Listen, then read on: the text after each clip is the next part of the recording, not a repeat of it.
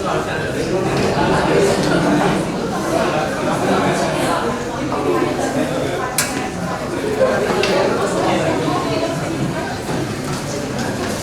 ditutup pintunya, kita mulai.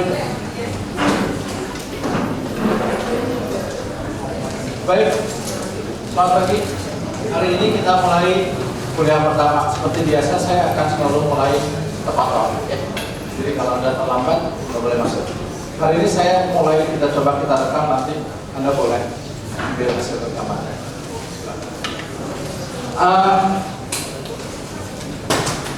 Hari ini kuliah pertama saya akan memberi masukan pada Anda sesuai dengan topik yang telah kita sepakati.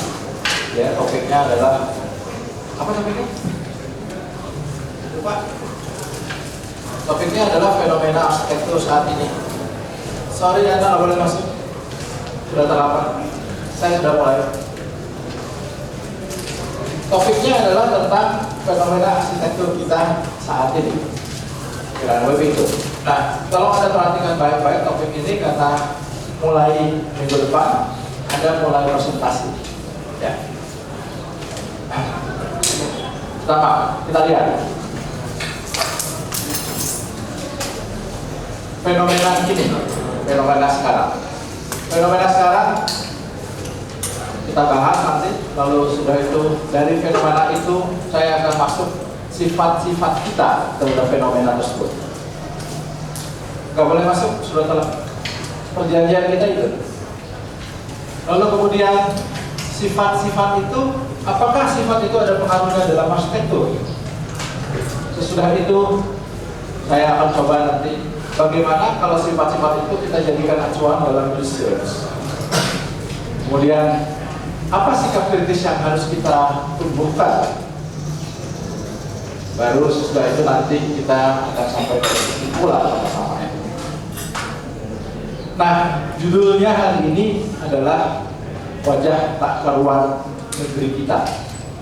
Kalau Anda lihat di internet atau Anda lihat di TV, betul-betul Anda nggak boleh masuk, sudah terlambat nggak boleh masuk, sorry. Nggak, janjian kita adalah itu ya, sorry ya.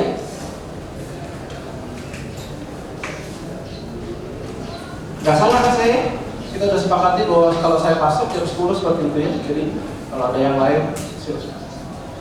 Nah, kalau kita lihat sehari-hari di TV, betul-betul karut negeri kita tuh terasa sekali. Lalu apakah wajah yang tak karuan negeri kita itu akan berpengaruh pada arsitektur? Itu pertanyaan kita.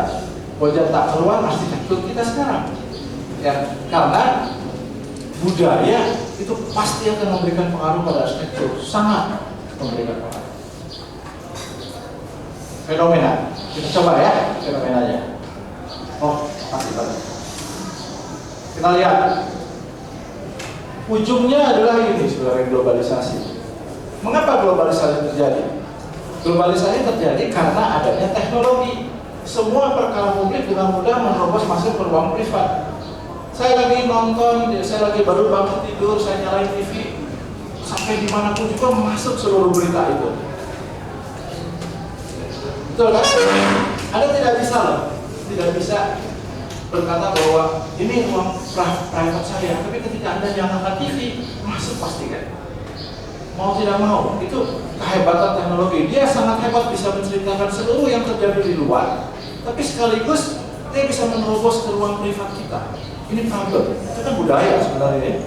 Jadi ketika saya tidur, saya pakai AC tentu, tiba-tiba kaget bangun-bangun, oh di sebelah sana ada orang kebakaran. Di TV ada orang kebakaran kan? Gimana nih, ada orang kebakaran, saya sementara lagi di AC gitu ya. Itu kan gila banget. Tapi begitu kita mati TV nih Pak.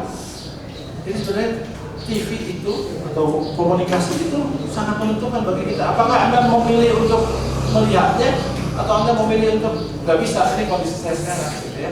Karena yang ditawarkan sangat banyak. Saya terasa sekali. Nah, pengaruh dari luar itu akibat teknologi media. Begitu ada internet, begitu ada diciptakan sebuah ruang maya di sana, udah kita sama sekali betul-betul seakan-akan kita tidak bisa apa-apa. Padahal bisa, tombol ada di tangan Anda yang menentukan. Anda bilang, saya nggak mau bawa handphone, boleh kan? Terus saya di mana ya? Saya bawa kemana? Oke, kalau ya. Begitu kita bilang no to the technology, to the medium of technology, we are free from their interruption. Betul ya? Tapi yang kita lakukan kita nggak mau gitu. Kita justru bilang bahwa itu saya butuh sekali dan telepon saya nggak bisa hari ini, saya mati hari ini. Padahal enggak ya.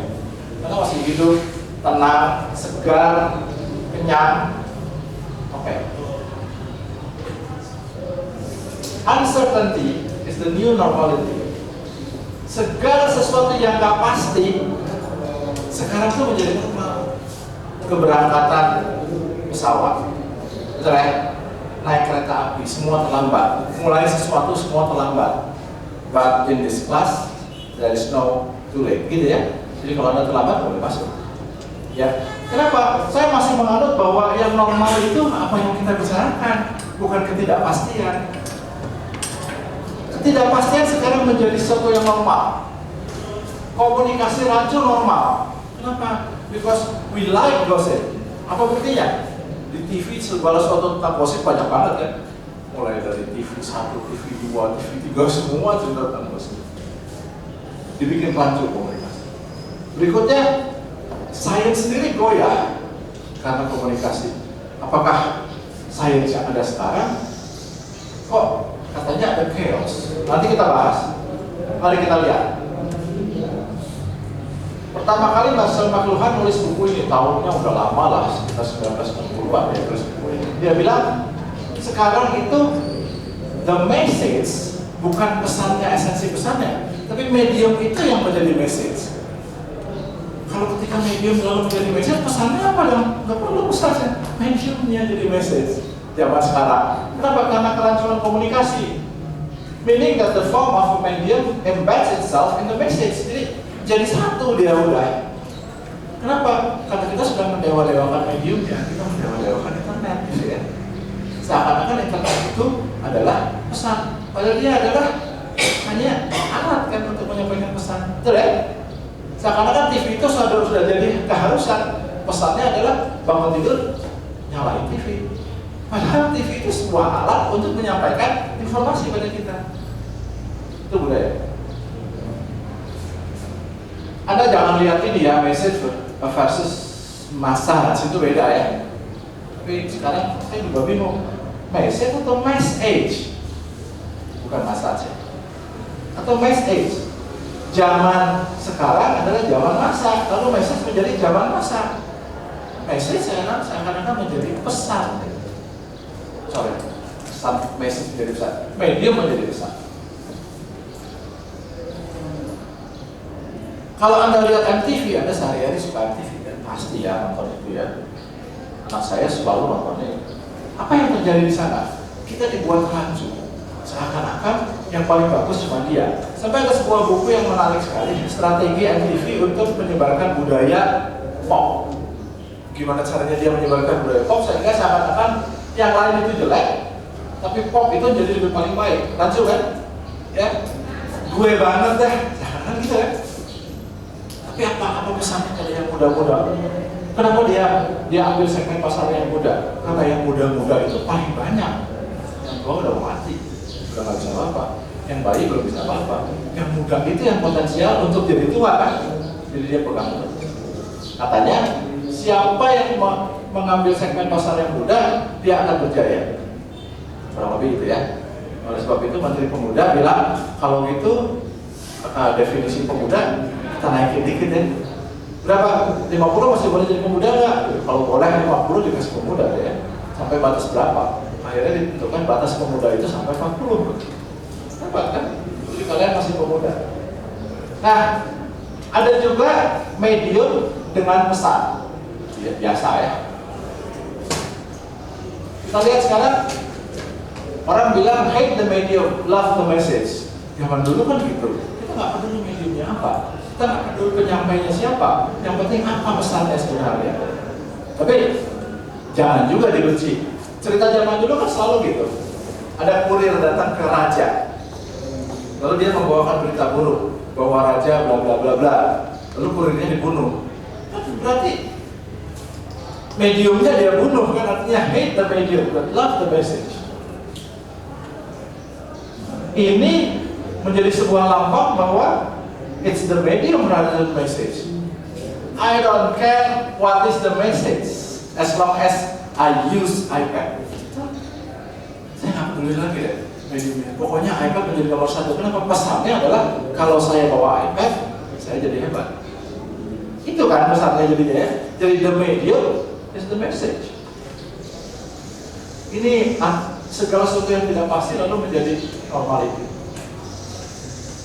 The medium is not always the message, right? Kenapa? Otak adalah sebuah medium yang menyampaikan pesan, tapi otak bukan message. Kita tahu itu.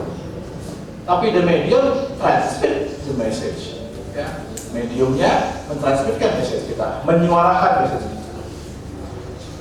Ini the medium embodies the message. Betul ya? Di dalamnya ada message-nya. Ya. Message-nya apa? Message-nya adalah sebuah gambar seperti ini, lalu kita bilang, oh iya message-nya itu. Mediumnya itu. Kalau mediumnya lain, berubah kan? Ya. Kita lihat di TV, hal-hal seperti ini diungkap. Lalu kita lihat ada kegoyahan sains. Sebuah teori baru ditemukan, chaos theory namanya. Butterfly yang kepakan sayap di sebelah sana bisa menggoyang gasi di daerah lain. Karena apa? Karena efeknya multiplier sangat dahsyat. Kita lihat, teorinya adalah seperti ini. Ada attractor A, attractor B, cuma ada di sana. Lalu, apa katanya? Problemnya the chaos theory states that butterfly wings would ultimate cause a hurricane. Badai di sebelah sana gara-gara di sini. Anda mesti belajar ya chaos theory. Apa yang terjadi? Solusinya lost preemptive strike against butterflies. It's the more asking. Jadi, bercandaan itu banyak banget tentang hal ini ya. Chaos theory, tentang chaos theory. Chaos theory bisa juga seperti ini. Ini ada cowok, cewek. Cewek ini he loves her, she loves him, but he loves him. Waduh, chaos kan jadinya. Dalam kehidupan ditujukan bahwa chaos itu sudah ada, gitu ya, sudah ditujukan.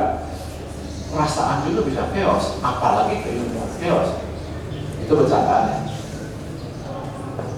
Nah, yang kedua, selain uncertainty is the new normality. Yang kedua adalah hyper reality is the new normality. Reality adalah realitas yang kita lihat sehari-hari, yang bisa kita pegang, kita raba, kita rasakan, dan kita alami.